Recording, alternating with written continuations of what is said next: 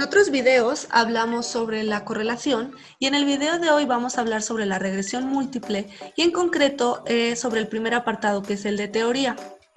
Primero empezaremos viendo acerca de la regresión lineal. Cuando queremos crear un modelo que represente la relación entre dos o más variables, utilizamos la regresión. Esta nos permite examinar el efecto que tienen diferentes variables independientes, que tienen que ser cuantitativas, sobre una variable dependiente que también tiene que ser cuantitativa. Podemos también determinar el porcentaje de varianza de la variable dependiente que es explicado por la o las variables independientes y también podemos hacer predicciones puntuales o pronósticos sobre cuál será el puntaje de una variable dependiente a partir del puntaje obtenido en una o más variables independientes. Para hacerlo, la regresión lineal trata de encontrar la línea de mejor ajuste y esta es la que tiene menor error residual. En este caso, esta sería la línea de mejor ajuste. Y el error residual es la suma de todas estas diferencias que hay entre el valor real de la variable dependiente y el valor que pronosticó nuestro modelo. Cuando tenemos dos o más variables independientes, le llamamos regresión múltiple. Lo que hace la regresión múltiple es buscar la correlación entre cada variable independiente y la dependiente cuando se controla o elimina la influencia de las demás variables independientes. A esto se le llama control estadístico de variables extrañas y nos permite responder a la pregunta de cuál es la varianza total explicada de la variable dependiente y qué proporción de la varianza de la variable dependiente explica cada variable independiente cuando se controlan las demás variables independientes. Vamos a ver un ejemplo de cómo se diferencia de la regresión simple. Por ejemplo, queremos saber si los libros leídos y las asistencias a clase afectan a la calificación obtenida en una materia. Si lo hiciéramos por separado, calcularíamos la correlación entre libros leídos y calificación y veríamos que es de 0.492. Al elevarlo al cuadrado, podemos ver que los libros leídos explican el 24% de la varianza en calificación. Por otro lado, la asistencia y la calificación tienen una correlación de 0.482. Al elevarlo al cuadrado, podemos ver que la asistencia explica el 23% de la varianza en calificación. Pensaríamos que si tenemos las dos variables, libros leídos y asistencia, podemos sumar las varianzas que explican y tener el 47.4 de varianza explicada en calificación. Pero esto es erróneo. ¿Por qué? Porque las variables independientes también correlacionan entre sí. Esto quiere decir que va a haber una parte de la varianza de la variable dependiente que va a estar explicada por ambas variables independientes. Si pedimos a SPSS que calcule la regresión múltiple, lo que vamos a ver es que la varianza explicada en calificación por libros leídos y asistencia es de 32.9% y no de 47.4% como habíamos pensado al hacer las regresiones simples por separado. Esta es una ecuación de regresión y vamos a ver qué términos la incluyen. La y es la variable dependiente. El c o intercepto es el valor de la variable dependiente cuando todas las independientes son igual a 0. Después tenemos la x1 y x2 que son las variables independientes. Después tenemos la beta que se corresponde a la pendiente. Va a haber una para cada variable independiente y nos va a indicar la fuerza y dirección de la relación entre la variable independiente y la dependiente. El problema de las betas es que dependen de la escala de medición de la variable y pueden ser difíciles de interpretar. Por ello, utilizamos muchas veces la beta estandarizada, que se interpreta como coeficiente de correlación y que por tanto va de 0 a 1. También tenemos el término e, que hace referencia al error aleatorio. El r cuadrado o coeficiente de determinación hace referencia a la varianza explicada de la variable dependiente. Este valor se encuentra inflado por el tamaño de la muestra, sobre todo si la muestra es pequeña, y por el número de variables independientes.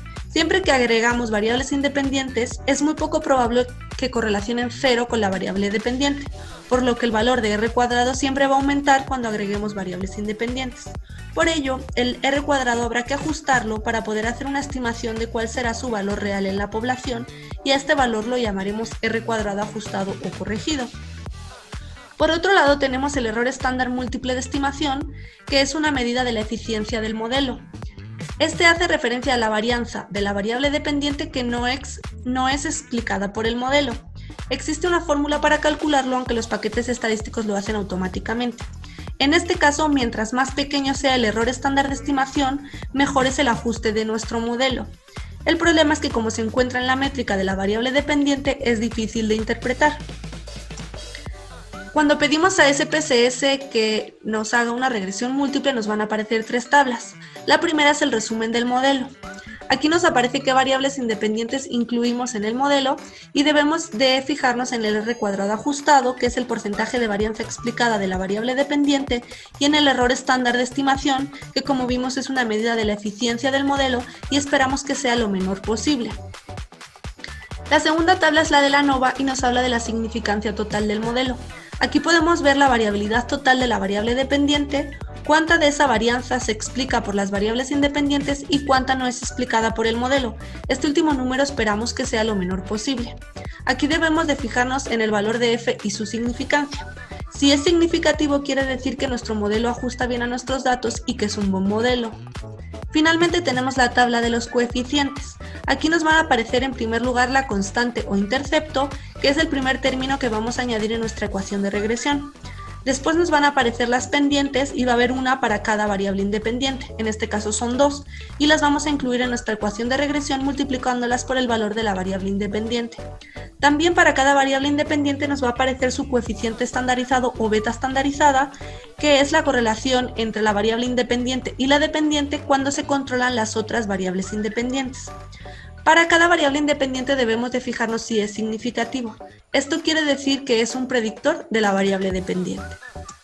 Cuando utilizamos regresión múltiple, lo que hacemos es tratar de encontrar el modelo más parsimonioso posible, es decir, el que explique mayor cantidad de varianza de la variable dependiente con menor cantidad de variables independientes.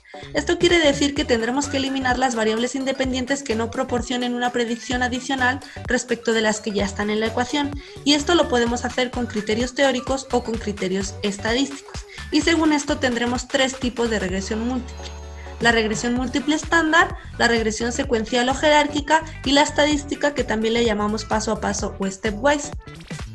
En la regresión múltiple estándar todas las variables independientes entran en la ecuación al mismo tiempo y se evalúan como si hubieran entrado después que todas las demás.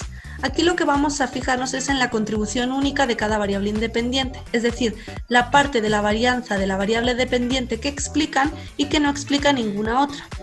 En este ejemplo tenemos la variable dependiente explicada por tres variables independientes. Aquí la variable independiente 1 explicaría la parte A, ya que la parte B es explicada también por la variable independiente 2.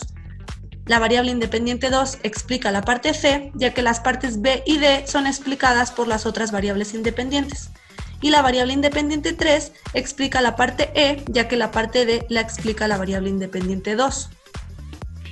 En la regresión múltiple secuencial, las variables entran a la ecuación según un orden especificado por el investigador según criterios teóricos. Aquí vamos a ver la importancia causal de las variables independientes, y lo que hace este tipo de regresión es calcular dos o más modelos y comparar los valores de R cuadrado con una prueba de significancia. Esto nos permite determinar si el incremento que se obtuvo al añadir una variable independiente es estadísticamente significativo. Con este mismo ejemplo, si hiciéramos regresión múltiple secuencial, en primer lugar entraría la variable independiente 1 y explicaría las partes A y B. Cuando entrara la variable independiente 2, explicaría nada más las partes C y D, porque la parte B ya la explicó la variable independiente 1. Y cuando entrara la variable independiente 3, explicaría la parte E, porque la parte D ya la explicó la variable independiente 2. Finalmente tenemos la regresión stepwise. Aquí el orden de entrada de las variables independientes se da con base a criterios estadísticos. Es decir, es el paquete estadístico el que decide la relevancia de las variables independientes, cuáles son incluidas y cuáles son excluidas de la ecuación, en lugar de hacerlo según criterios teóricos. Hay que tener cuidado porque diferencias estadísticas mínimas pueden tener un profundo efecto en la importancia aparente que tenga una variable independiente. Aquí en este caso, la variable independiente que entrará primero es la que tenga mayor correlación total con la variable dependiente. Por ejemplo, aquí sería la variable independiente 1 y explicaría las partes A y B. Después competirían para entrar la variable independiente 2, a la que solo le quedaría disponible las partes C y D, porque la parte B ya la explicó la variable independiente 1, y la variable independiente 3 le quedarían disponibles las partes D y E. La que tuviera mayor correlación con la variable dependiente sería la que entraría en segundo lugar a la ecuación. La regresión stepwise también tiene tres tipos. La regresión hacia adelante, la ecuación inicia vacía y las variables independientes se van incorporando si cumplen con un criterio de significancia que normalmente suele ser .10 o .20. En la regresión hacia atrás, la ecuación inicia con todas las variables independientes y se van eliminando una por una si no contribuyen significativamente.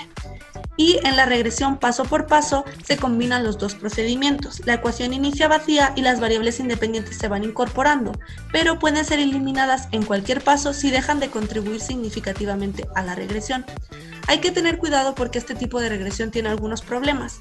Produce valores de r cuadrado falsamente altos. Los valores de significancia tanto de la r cuadrada como de las betas individuales pueden ser incorrectos y además carece de solidez teórica, por eso no se recomienda su uso. Estas son las referencias que se utilizaron en la presentación y espero que les haya ayudado.